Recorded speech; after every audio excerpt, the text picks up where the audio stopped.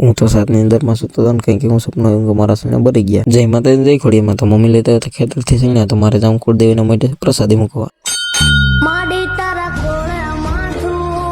કુળદેવીની મઢિયાથી આવીને કપડાં બદલાવીને હવે મારે જવાનું છે માતાજીના મંદિરે, કેમ કે આજે ત્યાં કામ કરવાનું છે. તો ચાલો નીકળી. કૂતરા માટે લઈ લીધા રોટલા ને ચાલો નીકળીએ મંદિરે. ને આ બે કૂતરા તો હાવ આરામથી હુતા, કઈ કામ છે ને ખાઈ પીને હું કારે રાણીને સડાવી રોડ ઉપર ને અમે માતાજીના મંદિરે નીકળી ગયા. તો હું ને અજયભાઈ અમે બે સામાન લઈને બધો નીકળી ગયા. અને અહીં તો જો એક સબૂતરો ફિટ કરી દીધો રાતે. સુંદરી બાપા મામાદેવ ને હૈદરપુરી નીકળી ગયા મંદિરે.